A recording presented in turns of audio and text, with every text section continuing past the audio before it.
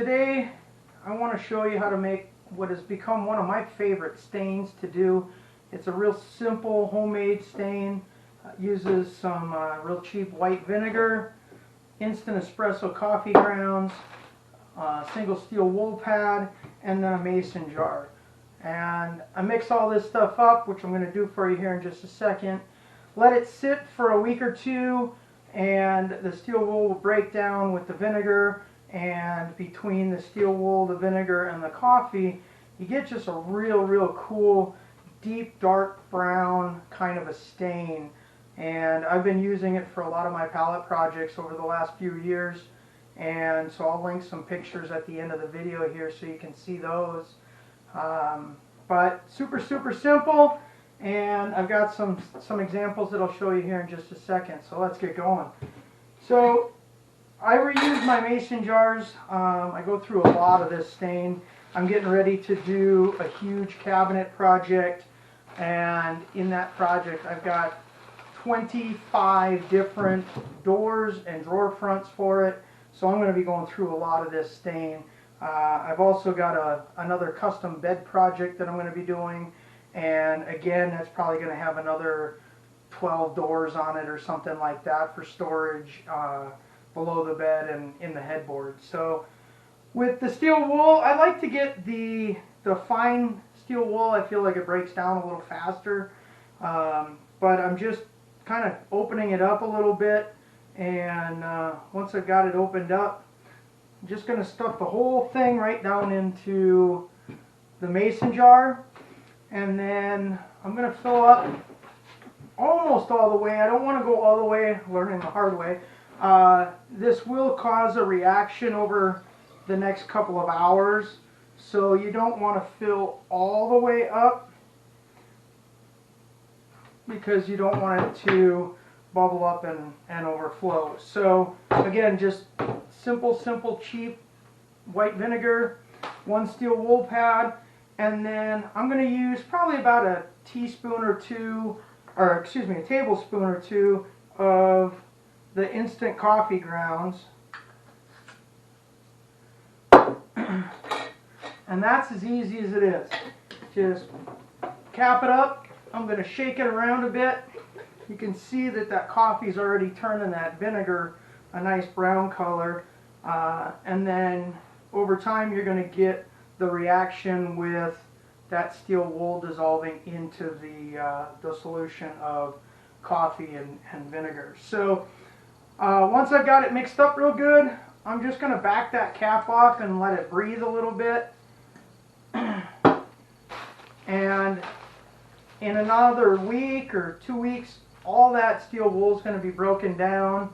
You could probably use it in an hour, but that steel wool won't be broken down yet, and then you're basically just working with the vinegar and the coffee. So again, just a single steel wool pad, probably a tablespoon or two of the espresso, and then the white vinegar.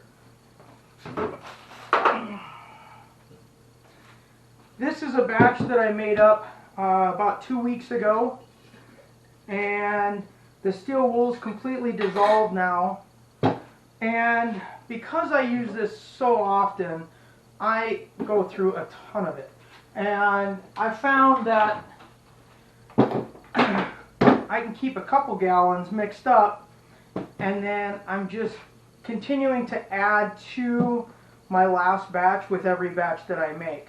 So this one's going to go in here, and then in a couple of weeks, when this one's ready, I'll pour it into here as well.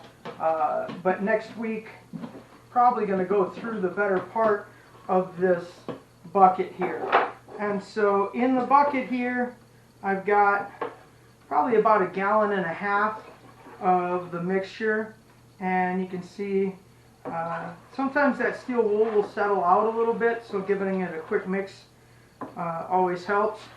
And then this is that batch that I made a couple weeks ago, and then I just give that a good swirl, try to get any sediment that has settled to the bottom, and then this jar ready for the next batch. So my two and a half gallon bucket here. It's pretty close to full now, which is great because next week we'll be hitting this big cabinet project and really taking these out of here and getting all that stuff stained up. So this is a piece of maple pallet that I had from a previous project. I routed out the back for slat wall, and I'll put that picture at the end of the video here. But my wife and I wanted a Murphy bed in our home office, and we wanted a dual function. We don't have a lot of guests staying in that room, but in the winter time we like to play hockey, and with the slat wall it allowed us to put some hooks in there, and we use it to dry our gear between games, so that worked out really slick. So I just wanted to stain this up here, give you a quick example of what I'm doing with this, how I let it get into that wood, and then I've got a couple of examples here that I'll share with you what it looks like once it's dried out and then had a couple of coats of finish applied to it. Because the stain is just basically vinegar and coffee, my brushes don't tend to get all dried out like it would if you used like an oil base or even a latex paint. So I keep my brushes and I keep reusing them, and I've got a few different sizes here, just depending on what size board I happen to be working with at the time. But some of these brushes, I've been using this one probably for about 2 years now. Just a quick dip into the vinegar stain, and then rather than just wiping it on, I like to take the brush and kind of rub it into the wood as I'm applying it. And then I go back, make sure everything's rubbed in. One quick pull off to get any puddles that might be accumulating on there evened out. And then I just let that sit overnight. And then the next day I'll come in with my polyurethane that I've been using for finishing. So it's that simple. It gives a beautiful finish, and it's super cheap. A gallon of vinegar costs about $2 or $3. The little espresso, another probably $3, $4, and a pack of steel wool for a couple of bucks, and that's going to make a gallon of vinegar, plus you're going to use that coffee and those steel wool pads, and you probably make 3, 4, 5 gallons at least just using the one pack of steel wool and the one little jar of coffee grounds. So let me show you what this looks like.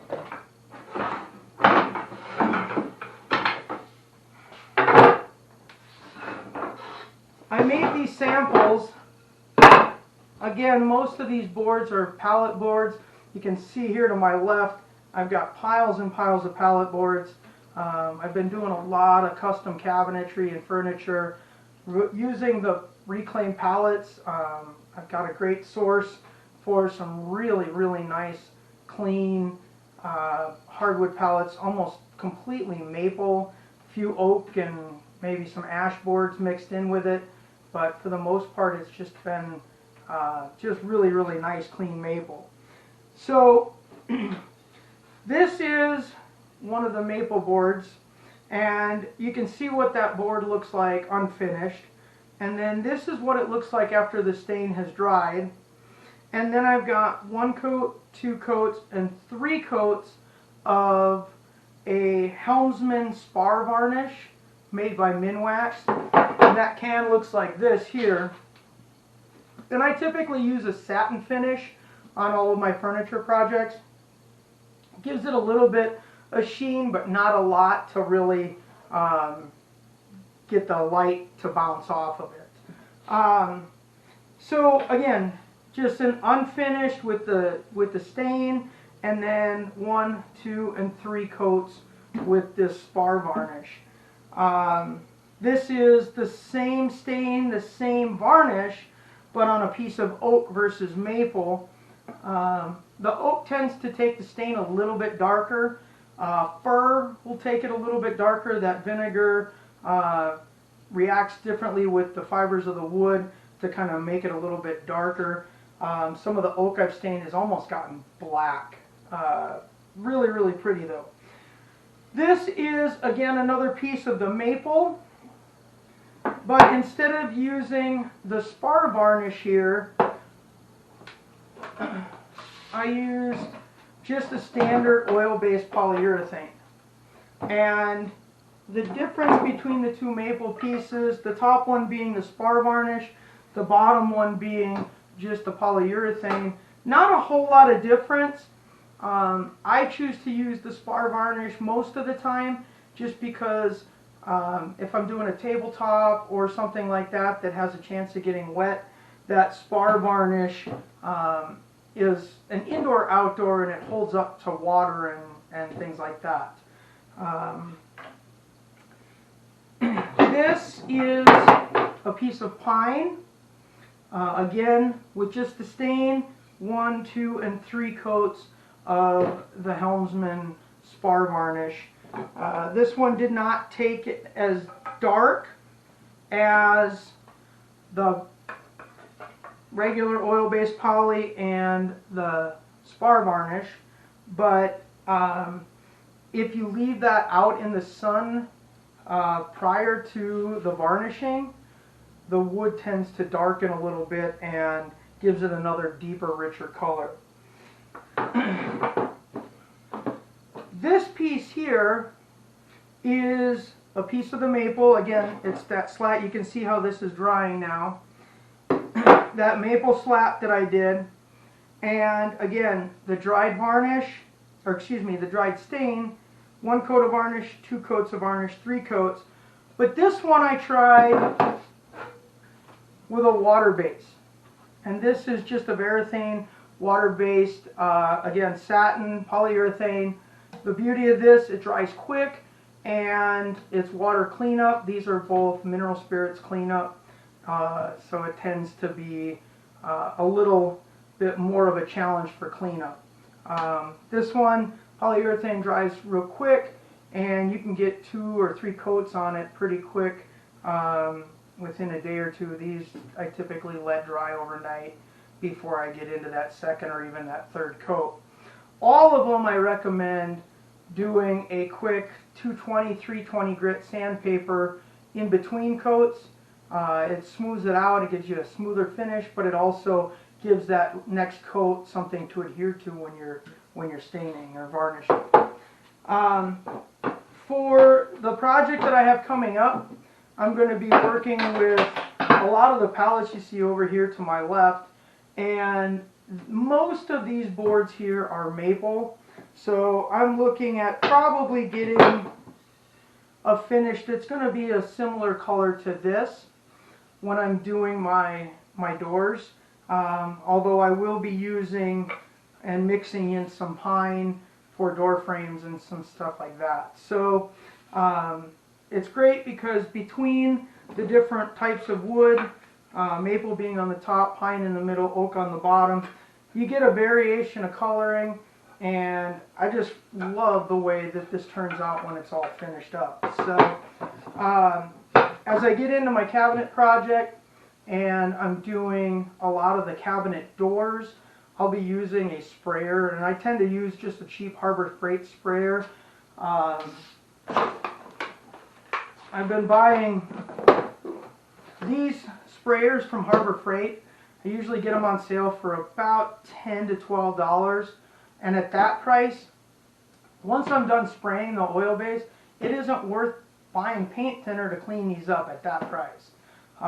Between the time and the cost of paint thinner, this typically goes into the trash. I will, however, save my airflow regulator, and this allows me to adjust the gun to the proper PSI that I want to spray at. Gives me a little bit of control over how much I'm putting on and how fast it's blasting out of that gun.